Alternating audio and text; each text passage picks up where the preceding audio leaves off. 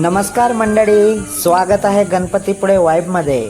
इथे आपण दररोज पाहतो गणपतीपुळ्यातलं हवामान, दर्शन आणि सागरी किनाऱ्याचं थेट लाईव्ह सौंदर्य. चला तर मग आजचा अनुभव घेऊया माझ्या कॅमेऱ्यातून तुमच्यासाठी खास. मित्रांनो, आज आपण सुरुवात करतो मोरया गेटपासून. पावसाच्या सरी अंगावर झेलत, चिंब भिजत पर्यटक दर्शनासाठी आतुर झालेले दिसत आहेत. मे महिन्याच्या कडक उन्हातून सुटक्या झाल्यासारखा गारवा आणि पावसाची थंड शीतल झुळूक मनाला एक वेगळी जाणीव करून देते. गणपती बाप्पाच्या ओढीनं आलेले भाविक, कोणी छत्र्या घेऊन तर कोणी ओले चिंब, पण चेहऱ्यावर एकच भावना, भक्ती आणि आनंद. समोर असलेलं देऊळ समुद्राच्या गाजेसोबत भक्तांना आपल्याकडे खुणावतं.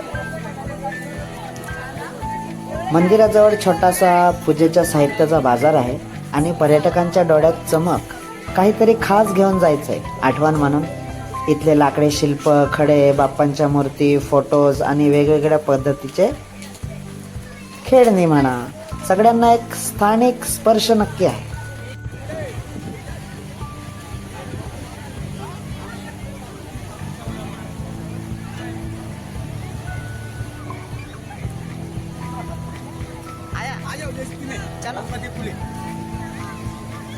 यस भाई.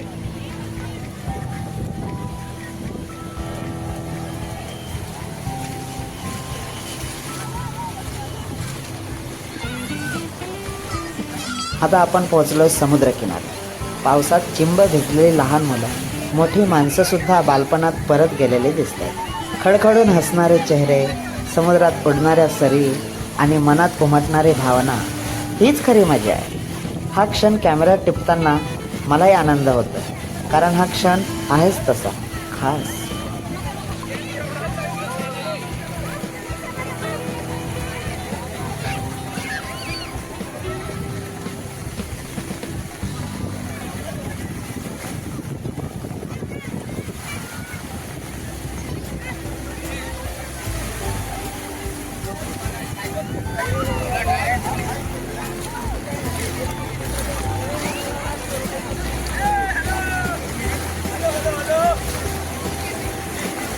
हाय, बारिश हो रही है बहुत.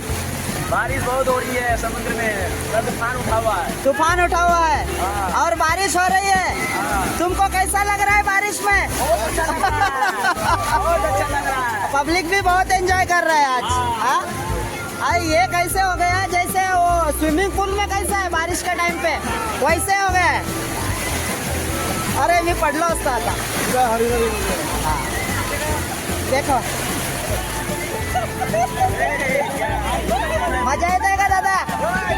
Okay okay.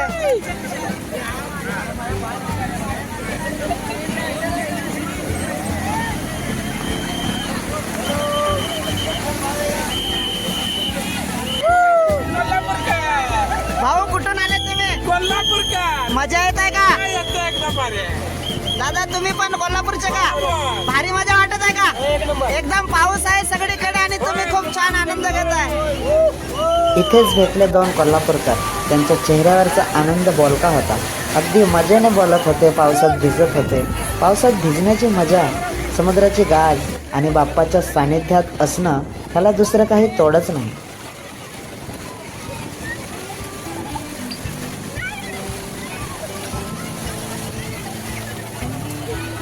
इथे येणारा पर्यटक खास करून कोल्हापूर, सांगली, सातारा, मिरज, जयसिंगपूर, इचलकरंजी, पुणे, यापुढेही मुंबई म्हणा, आता तर विदर्भातील लोक भरपूर यायला लागले माझ्या भागातले. आणि संपूर्ण भारतभरातीलच येतात, पण जास्त प्रमाणात या भागातले येतात, कारण गणपती बाप्पावर खूप अशी श्रद्धा आहे. आणि इथलं वातावरणही त्यांना खूप छान आवडतं आणि ते एक मजेने म्हणतात की नादखुळा आणि गणपतपुडा.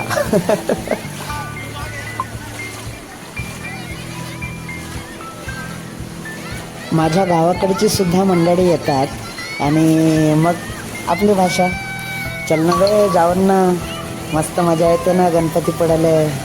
मस्त जायचा, पाण्यात मजा करायचा, नारळ पाणी प्यायचा, जाऊन मस्तपैकी. अशी आमची भाषा आहे तिकडच्या भागातली. तर अशी गोष्ट आहे मित्रांनो. समोर गणपती बाप्पाचं देऊळ आहे. समुद्राच्या आवाजात भक्तांना साथ घालणारं ही जागा एक केवळ धार्मिक स्थळ नाही, तो एक अनुभव आहे, एक भावना आहे. काही उत्साही पर्यटक कॅमलवर बसून राईड करत आहेत.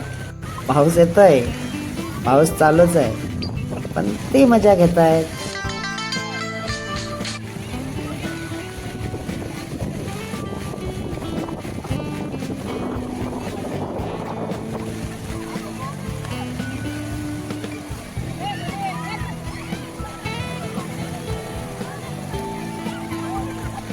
तर मित्रांनो, हा आहे आपला किसन भाऊ, किसन जाधव. मस्त पाण्यात पावसात बघ भिजतोय, छान चाललंय बोलतोय. ATVचा व्यवसाय करतो तो. बरेचसे ATV आहेत आणि इथली एक विशेषता आहे, ATV बाईक असो की बोट असो, त्या प्रत्येक बोटीवर आणि ATV बाईकवर छत्रपती शिवाजी महाराजांचा झेंडा असतो. बघा किती प्रेम आहे महाराजांबद्दल. कोकणात तुम्ही आल्यावर तुम्हाला प्रकर्षाने जाणवेल की प्रत्येक गाडीवर, प्रत्येक बोटीवर आणि ATV बाईकवर तुम्हाला महाराजांचा झेंडा दिसणार म्हणजे दिसणारच. झेंडा पाहून अभिमान वाटण्यासारखा आहे, हो ना.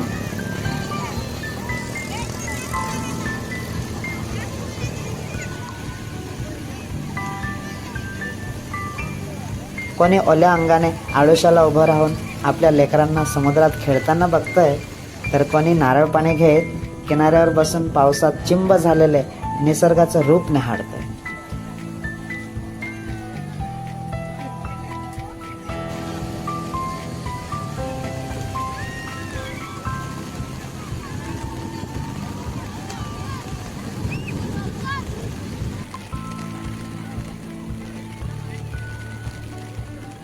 मी अशाच प्रकारे माझ्या व्हिडिओमधून हा अनुभव घेऊन येत असतो तुमच्यासाठी. तुम्हाला तुमचा अनुभव कसा वाटला ते कमेंटमध्ये जरूर कळवा. आणि हो मित्रांनो, अशाच अपडेट्ससाठी गणपतीपुळे वाईब ह्या चॅनलची निर्मिती मी केली आहे, तर तुम्ही नक्की सबस्क्राईब करायला विसरू नका. आणि असेच व्हिडिओ घेऊन मी पुन्हा येत राहीन. तोपर्यंत फील करत राहा गणपतीपुळे वाईब. पुन्हा भेटूया एका नवीन व्हिडिओमध्ये नवीन माहितीसोबत.